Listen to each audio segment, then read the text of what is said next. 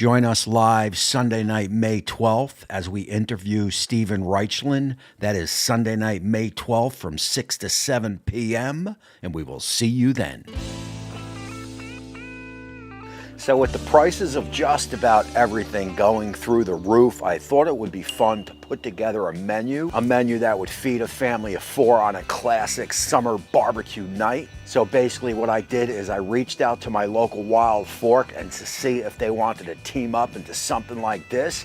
Hence today's video right here. And look, if you've never been to a Wild Fork brick and mortar, I am telling you, you gotta visit one. They have over 30 locations spread out through the US and Canada. So you definitely wanna go to wildfork.com and see if there's one near you. And if that don't work out, there is definitely Wild Fork online. And look, to make this party of 4 all that better, Wild Fork has given me a 20 off 100. And to top it off, we will be doing the maiden voyage of my Masterbuilt Gravity XT. So look, what I want to do here is let's drop that camera down below and let me show you what I picked out.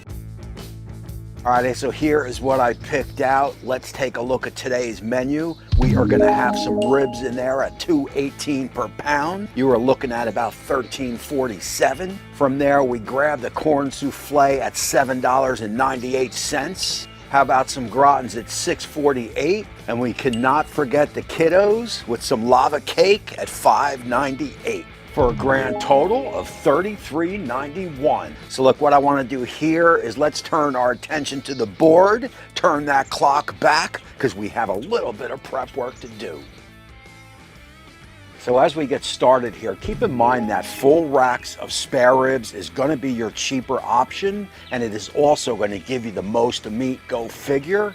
So basically we will cut these spares down into St. Louis ribs. And to do that, you're gonna carefully open up that cryovac. Make sure you have some paper towels ready because you are gonna wanna dry off those ribs good. Lay those ribs out on the board and you are gonna start inspecting the meat. While you flip them over, anything loose, you are just gonna basically slice off. Anything loose, just get rid of it. And of course, the backside, you are always gonna have that flap there. Carefully cut that away. Now look, keep in mind, all this meat that I am cutting off here is going to be put on the side where I will not season it up, and that is going to be treats for Pitmaster Molly. So basically what I am going to do here is I usually take off 1 or 2 bones on the end. Again, we are going to form out a center rack of St. Louis spare ribs. You are always going to have that breastbone up top. That is just cartilage in there. If you have a nice sharp knife, you can carefully angle cut that away. And as I am doing this, I am always just feeling around and making sure that everything looks good. And again, anything loose, just get rid of it.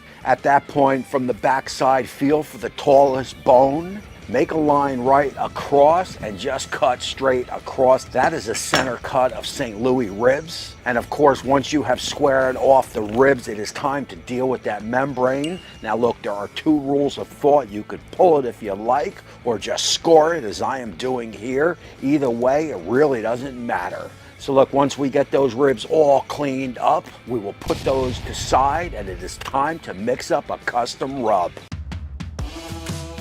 So this rub here is simple to do, and you probably have all the ingredients on hand. Grab yourself a bowl. All measurements are going to be down in the description. Get it all in a bowl. Give it a good mix. Grab those ribs and let's rub them down. Grab those ribs, get them on a rack, on a tray, as we are gonna start applying that rub, and you wanna get plenty of rub on all over the ribs. Keep in mind, this rub is gonna sit on the ribs in the house for 2 to 4 hours, and basically what that is gonna do, it is gonna draw all the moisture out of the meat, which is gonna make for a tastier rib, trust me. And if you feel you're putting too much on the ribs, trust me, just keep putting it on. Once you get those ribs all rubbed down, like I said, in the house they go, where they will sit for 2 to 4 hours. After that time, I will bring you back. So this is my brand new Masterbuilt Gravity XT, and I gotta tell you, Masterbuilt has really knocked this one out of the park. You can look forward as I fire this bad boy up to a full review coming soon.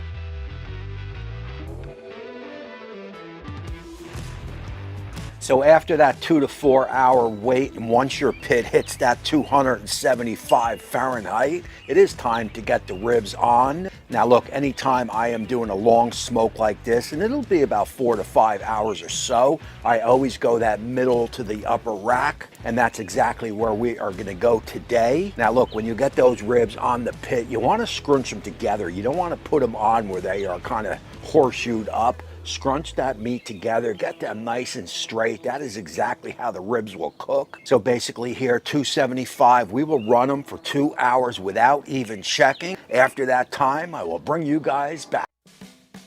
So right at that 2 hour mark, you are gonna grab your spritzer. You can go with a straight water spritz as I am doing, or you can go 50-50 water and apple cider vinegar. It really doesn't matter to the recipe. That said, 2 hours is the perfect time to spritz it up because we know that rub is nice and set. So you definitely want to give a nice little mist on the top. Do not forget the bottom, hit that bottom too. So guys, once all spritzed down, you can shut that hood and I will see you back here in an hour. And oh yeah, because I know there are about 20-30 people sitting at home asking the question of where he got it. I will have a link directly to Amazon down in the description. Follow it and pick yourself up one.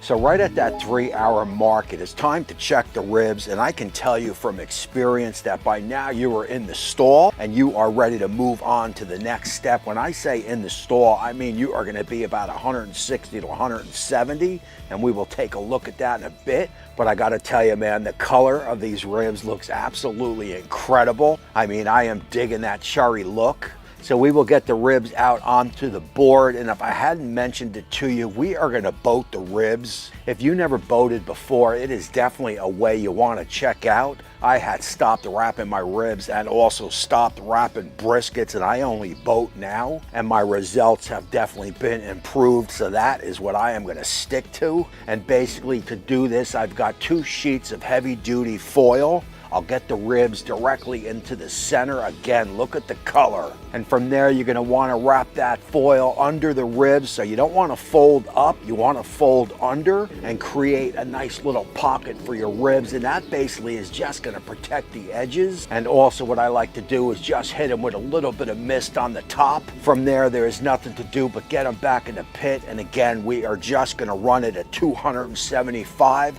I will let this go for another hour, right up to hour 4. At that time, I will bring you guys back.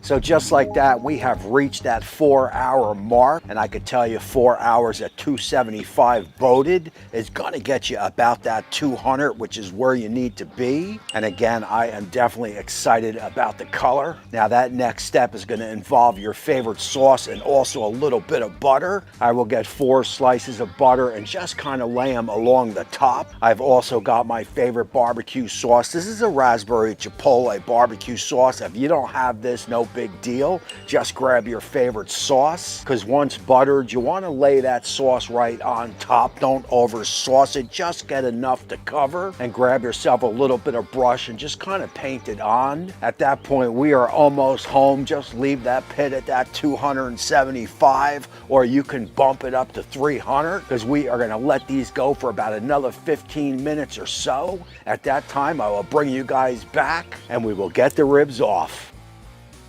Alrighty guys, here we are approximately 4 hours and 15 minutes after we put the ribs in, and by now that sauce has tacked up real nice. It is time to get the ribs off. And again, I gotta mention that color, man. These look absolutely incredible. I mean, it looks like the perfect rib to me. We will move them off. We will get them to the board. I will remove those out of the foil, out of that foil boat, as I do have some prep work to get those other goodies all together. So I will just get these here on the board. I've got foil down. I will place them in the foil, but I will also just look at them for about maybe 30-40 seconds. I mean, if that ain't mouth-watering good, ain't nothing mouth-watering good. So I will lay these out into the foil. Maybe a little bit of a mist will go in there. I will just tightly seal these up, let them sit, heat up the rest of the goodies in the house. After all that is done, I will bring you guys back. I will show you my spread, and we will close out the show. So I hope you guys enjoyed that cook as much as I enjoyed cooking it. The Masterbuilt Gravity Fed XT, what could I say about that? Other than Masterbuilt definitely outdid themselves with this pit here for sure. Here is our spread just to bring you up to speed. This is a family style barbecue. The first up, we are gonna take a look at these ribs. Oh yeah. And also don't forget, I will have all the pertinent information on these Wild Fork items here down in the description. And also do not forget my 20 off 100, as every little bit helps, that is for sure. And I got to tell you, man, these ribs look absolutely incredible. Of course, anytime the bones are giving you a problem, you can flip them over.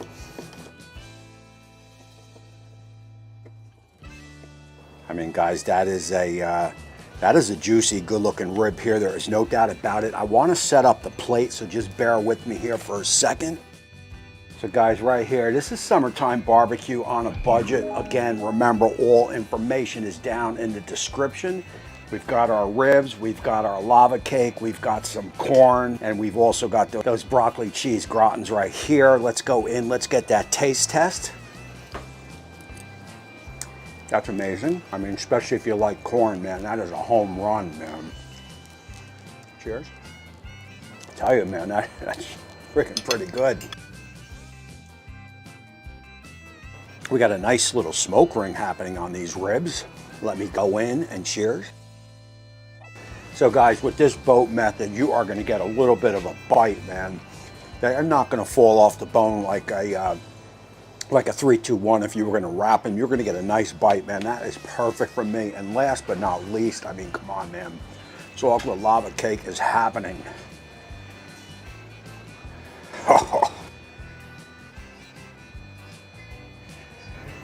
I mean, and a definite cheers to me. Wow. So look, that is going to close out this show. I hope you guys enjoyed it. Again, the Masterbuilt Gravity Fed XT is killer. Wild Fork, man, if you've not shopped at Wild Fork before, they've got brick and mortars, and they also have online. So you know, one or the other, man, make it happen. And you're definitely going to want to check them out for sure. Again, my name is Tommy. I appreciate you all for watching. This was a fun cook from start to finish. I hope you guys enjoyed it as much as I did. And until next time, we will see you soon.